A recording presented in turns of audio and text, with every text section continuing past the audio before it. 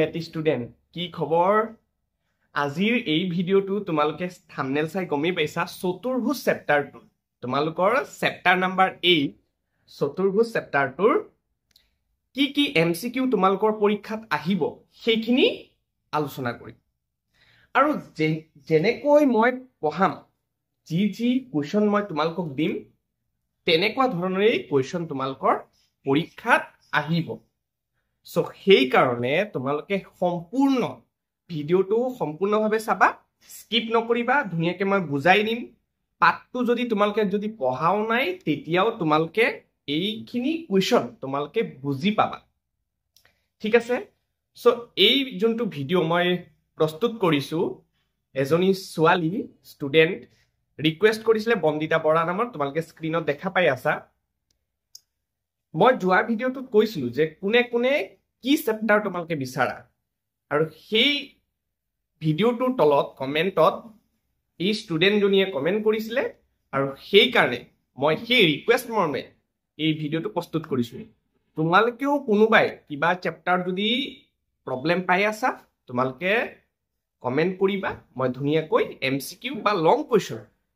মই ভিডিও সহকাৰে তোমালোকক ধুনিয়াকৈ বুজাই দিবলৈ যত্ন কৰিম ঠিক আছে এতিয়া আজি কি কোৱেশ্চন আনিছো তোমালোকৰ ওচৰত মই দেখাই দিও বলা আৰু আমাৰ যোৱা দুটা ভিডিও তোমালোকে যদি দেখা নাই ডেসক্ৰিপচনত লিংক আছে এইটো ভিডিও চাই পেলাই তোমালোকে সেই দুটা ভিডিও চাই লবা ঠিক আছে বলা আজি ভিডিওটো আৰম্ভ কৰো সো প্ৰথম কোৱেশ্চন খিনি চোৱা বহুত ইম্পৰ্টেন্ট কোৱেশ্চন আৰু এই চতুৰ্ভুজ চেপ্টাৰটো তোমালোকৰ ইমান এটা MCQ নিদিব তোমালোকৰ এটা বা দুটাই দিব তাতকৈ আৰু বেছি দিব নোৱাৰে কাৰণ বেছি ইমান এটা MCQ ইয়াৰ পৰা ওলাব পৰা নাযায় ঠিক আছে ডাঙৰ কোৱেশ্চন তোমালোকে দেখা পাবা এটা দুটা তাতেও দেখা পাবা কিন্তু MCQ এটা বা দুটা তিনটা কেতিয়াও দিব নোৱাৰে কাৰণ MCQ ইমান এটা নাই ঠিক আছে সো যিখিনি কোৱেশ্চন আহিব পাৰে তোমালোকৰ সেইখিনি কোৱেশ্চন তোমালোকক এটা এটা কৰি মই দেখাই দিম বলা সো এটা চতুৰ্ভুজৰ কোণবোৰৰ অনুপাত 3:4:5:6 তেন্তে চতুৰ্ভুজটোৰ কোণবোৰ হ'ব হয়নে সো এইটো এটা তোমালোকৰ 8.1 চেপ্টাৰ অনুশীলনীটোৰ 1 নম্বৰ কোৱেশ্চনটোৰ পৰাই এই কোৱেশ্চনটো উঠাই লোৱা হৈছে সো তোমালোকে লং কোৱেশ্চন যেনেকৈ নকৰা কিয় ইয়াতে মই শৰ্ট ট্ৰিক শিকাই দিম যেনেকৈ তোমালোকে ইজিলি তোমালোকে প্ৰায় 10 সেকেন্ড মানত তোমালোকে আনসাৰটো যাতে কৰিব পাৰা ঠিক আছে সো কি কৰিবা এই গুটেই সংখ্যাবোৰ যোগ কৰি দিয়া ঠিক আছে প্ৰশ্নটো বুজি পাইছা না নাই যে চতুৰ্ভুজৰ কোণবোৰৰ অনুপাত চতুৰ্ভুজৰ কোণ কেইটা থাকে চাৰিটা কোণ থাকে আৰু সেই চাৰিটা কোণৰ অনুপাতবোৰ ঠিক আছে এক্সাক্ট কোণবিলাক দিয়া নাই অনুপাতবোৰ আমাক দি দিছে এইখিনি তেতিয়া হলে সেই কোণবোৰ আমাক ডিফাইন কৰিব দিছে উলিয়াব দিছে ঠিক আছে সো এইটো মই কেনেকৈ কৰিম প্ৰথমত এই অনুপাতবোৰ যোগ কৰি দিয়া 3 কিমান হৈ আছে 7 7 আছে 12 আৰু 12 6 18 হৈ আছে 18 ৰে 360 ডিগ্ৰী মই 18 ৰে যদি হৰণ কৰি দিও হৈ যাব 20 হয় নে নাই এতিয়া এই 20 ৰে তুমি 3 পূৰণ কৰাচোন 20 3 গুণ কিমান 60 তো 60 ডিগ্ৰী প্ৰথম কত আছে সোৱা 60 ডিগ্ৰী এইটো আছে মানে অপচন হৈ যাব এইটো ঠিক আছে যদি আৰু এটা যদি 60 ডিগ্ৰী প্ৰথম থাকিল হয় তোমালোকে নেক্সট 20 দি প্লাই 3 প্ৰথমত পূৰণ কৰিলা 20 দি প্লাই প্ৰথমত আকৌ নেক্সট 4 কৰিবা 20 * 4 কিমান 80 সো 80 আছে সো নেক্সট 80 এ থাকিব 20 * 5 কিমান 100 100 সো নেক্সট থাকিব 20 * 6 কিমান 120 সো 120 একেবাৰে অন্তিমটো থাকিব বুজি পাইছা একদম সিম্পল ট্ৰিক যি কিটা অনুপাত দিয়া থাকিব সেইকিটা যোগ কৰি পেলাই 360 তে হৰণ কৰিবা যি পাবা হেতুৰে আকৌ এই অনুপাত কিটা এটা এটাকে পূৰণ কৰিবা অপচন মিলিয়ে যাব তোমালোকৰ ঠিক আছে চোৱা মই একদম ইজিকে বুজাই দিলো তোমালোকে এই টেকনিকটো তোমালোকে ইউজ কৰিব পাৰিবা পৰীক্ষাত সো নেক্সট কোৱেশ্চনটো চোৱা যদি এটা চতুৰ্ভুজৰ কৰ্ণ দুডাল পৰস্পৰ সমদ্বিখণ্ডিত হয় তেন্তে ই এটা হ'ব এইটো একদম সিম্পল ঠিক আছে তোমালোকৰ চেপ্টাৰটো পঢ়িছা যেহেতু গম পোৱাই যদি এটা সামন্তৰিক আছে এই সামন্তৰিকটোৰ কৰ্ণবিলাকে কি কৰে সমদ্বিখণ্ডিত কৰে সমানে দুভাগ কৰে হয়নে নাই সো এইটো হৈ যাব আমাৰ সামন্তৰিকে কৰে হয়নে নাই কোৱা চতুৰ্ভুজৰ কোনটোৱে কৰে সামন্তৰিকে কি কৰে কৰ্ণ দুডাল সমদ্বিখণ্ডিত কৰি দিয়ে ঠিক আছে নেক্সট কোৱেশ্চনটো চোৱা চতুৰ্ভুজৰ মধ্যবিন্দু বিলাক একাধিক্ৰমে সংযোগ কৰি লোৱা চতুৰ্ভুজ বহুত ইম্পৰ্টেন্ট কোৱেশ্চন এইটো বহুত বাৰ আহিছে ঠিক আছে সো এনেকুৱা এটা চতুৰ্ভুজ যাক যদি যিকোনো চতুৰ্ভুজ আৰু যিকোনো এইটো এটা চতুৰ্ভুজ হা ধৰি লোৱা মই এটা আয়ত আঁকিম আয়তৰ যোনবিলাক মিড পইণ্ট আছে এইবিলাক মিড পইণ্ট বুলি কয় বা মধ্যবিন্দু বুলি কৈছে ঠিক আছে বাহুবিলাকৰ মধ্যবিন্দু যদি এইবোৰ যদি সংযোগ কৰি দিয়া কি পাবা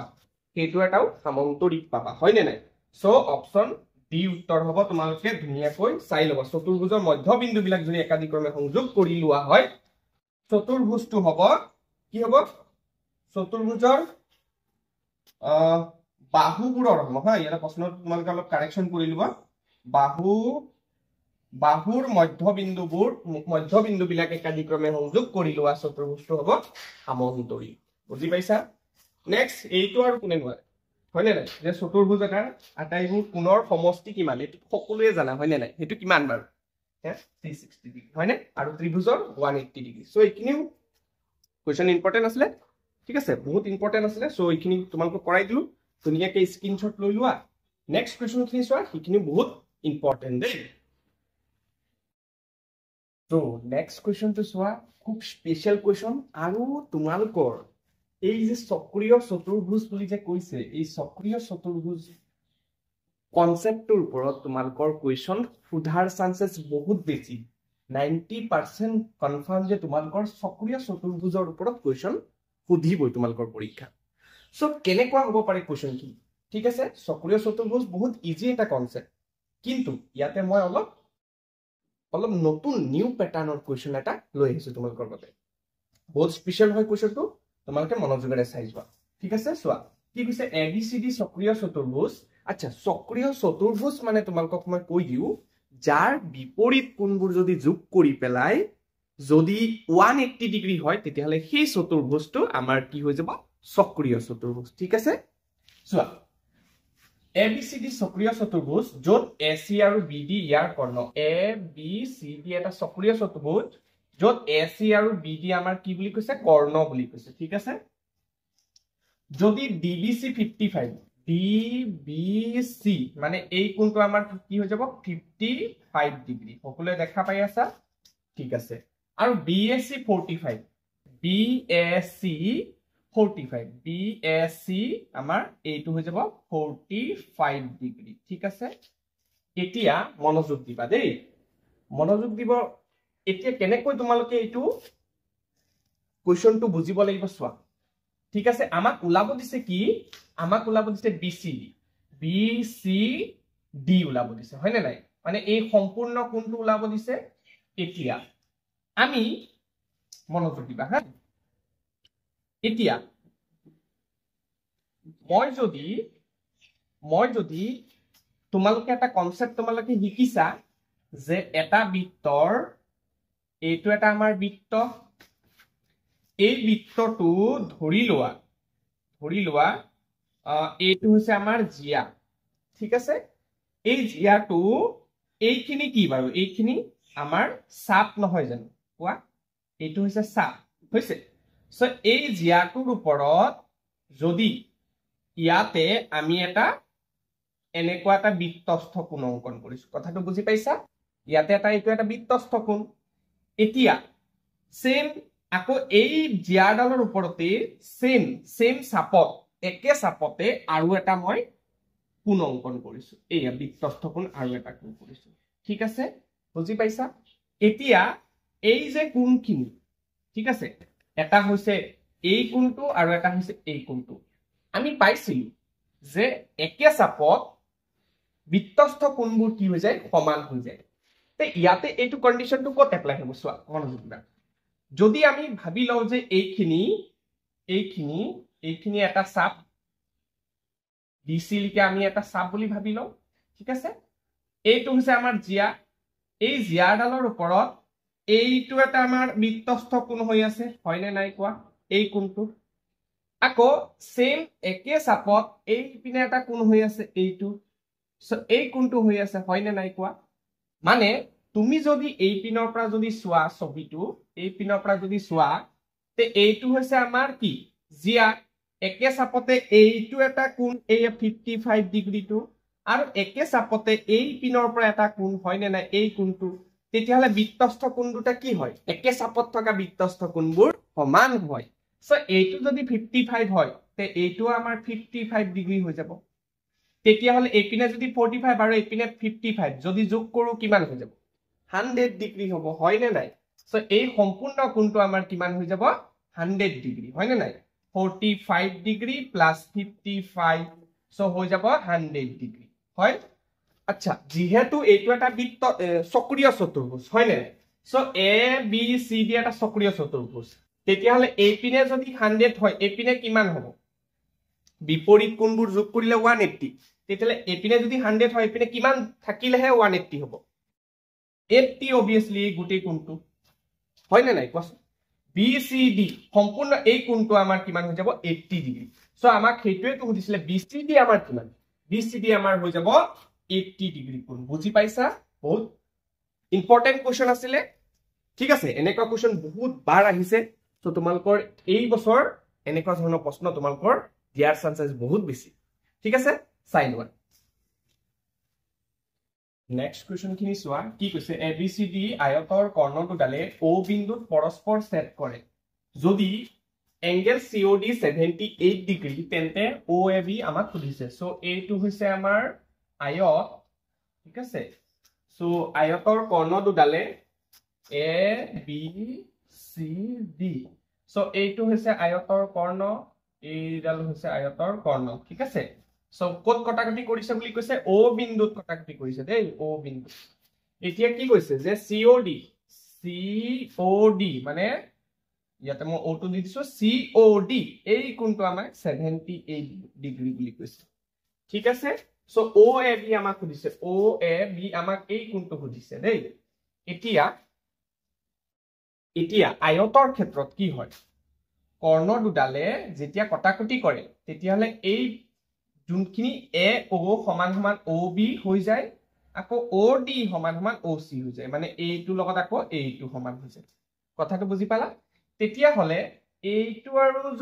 এইটো যদি সমানেই হয় তেতিয়াহলে এই কোণটো আৰু এই কোণটো সমান হ'ব নহয় জানো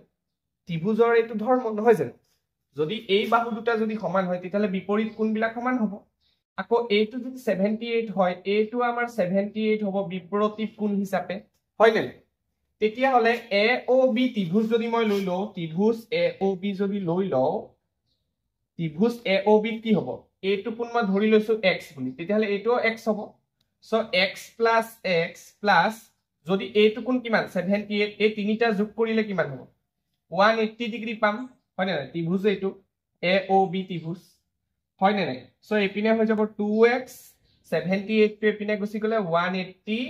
minus 78 সো হৈ যাব 2x সমান সমান 180 পৰা যদি এটো বিয়োগ কৰি দিও কিমান পাম 102 ডিগ্ৰী হয় নে নাই এতিয়া দুইৰে এই 102 কাটি দিলে কিমান পাম 51 ডিগ্ৰী সো এইটোৱে আৰু আনসাৰটো x মানে এইটো ধৰিছিলো নহয় জানো সো 51 কোনটো হ'ব অপচন বি টু আমাৰ 51 ডিগ্ৰী হ'ব কথাটো বুজি পালা ইয়াতে কি কৈছে চোৱা যদি চতুৰ্ভুজৰ কৰ্ণ দুডালে পৰস্পৰ সমকোণত সমদ্বিখণ্ডিত কৰে মই ইয়াৰ প্ৰথম যোনখিনি প্ৰশ্ন আছিল তাতো কৰাইছিলো এই প্ৰশ্নটো কিন্তু তাতে অকণ বেলেগ আছিল চতুৰ্ভুজৰ কৰ্ণ দুডালে পৰস্পৰ সমদ্বিখণ্ডিত কৈছিলে বুলি তাতে কৈছিল কিন্তু ইয়াতে কৈছে সমকোণত সমদ্বিখণ্ডিত কৰে 90 ডিগ্ৰী কৰিব তো যদি এনেকুৱা যদি হয় সমকোণত যদি সমদ্বিখণ্ডিত হয় বুলি কৈ দিয়ে তেতিয়াহলে কেটো অপচন হৈ যাব আকৌ ৰম্বাস মানে এইটো এটা চতুৰ্ভুজ দেই চতুৰ্ভুজৰ এয়া ধৰি লোৱা কৰ্ণ দুডালে এই যে কৰ্ণ দুডালে যদি আমাৰ কি কৰে পৰস্পৰ সমকোণত সমদ্বিখণ্ডিত কৰে এইখিনিত যদি আমাৰ সমদ্বিখণ্ডিত কৰে ঠিক আছে 90 ডিগ্ৰীত যদি সমদ্বিখণ্ডিত কৰে তেন্তে ই এটা কি হ'ব সামন্তৰিকটো চতুৰ্ভুজটো আমাৰ কি হৈ যাব তেতিয়া ৰম্বাস হৈ যাব এই চতুৰ্ভুজটো তেতিয়া কি হৈ যাব ৰম্বাস হ'ব কথাটো বুজি পাইছা নে সো এইখিনি বহুত ইম্পৰ্টেন্ট কোৱেশ্চন আছিল ঠিক আছে বহুত ইম্পৰ্টেন্ট কোৱেশ্চন তোমালোকে মনোযোগেৰে গুটেই সম্পূৰ্ণ যদি ভিডিওটো যদি চোৱা নাই আকৌ এবাৰ চাই দিবা যদি বুজি পোৱা নাই কমেন্ট বক্সত তোমালোকে জনাবা ঠিক আছে কমেন্ট বক্সত জনাবা কোনটো পাঠো লাগে যেনেকৈ এই ভিডিওটো তোমালোকৰ মই কলো এই যে কমেন্টটো যেহেতু ৰিকুৱেষ্ট পাইছো মই সেইকাৰণে বনালো আৰু এনেও বনাবলগীয়া আছিলেই বাৰু কিন্তু সোনকালে পাই গ'লা আৰু ঠিক আছে সো যিটো চেপ্টাৰ তোমালোকক প্ৰয়োজন সেইটো তোমালোকে কমেন্ট কৰি পেলাই জনোৱা মই ধুনীয়াকে পটককে ডেইলি তোমালোকৰ এই তেনেকুৱা কোৱেশ্চন তোমালোকৰ মই লৈ আহিম আৰু লং কোৱেশ্চনৰ ওপৰতো তোমালোকে বিভিন্ন ধৰণৰ কমন কোৱেশ্চন তোমালোকে এইটো চেনেলত পাই যাবা তো যদিহে নতুন চাই আছা এইখিনিলৈকে যদি ভিডিঅ'টো চাইছা সাবস্ক্ৰাইব কৰি থৈ দিয়া আৰু ভিডিঅ'টো লাইক কৰি দিবা ঠিক আছে আৰু বন্ধুবৰ্গৰ ওচৰত যোনে এতিয়া তোমালোকৰ ক্লাছমেট ক্লাছ 9ত পঢ়ি আছে সেই সকলক তোমালোকে এই ভিডিঅ'টো শ্বেয়াৰ কৰি দিবা ঠিক আছে সো আজিলৈ মই বিদায় লৈছো নমস্কাৰ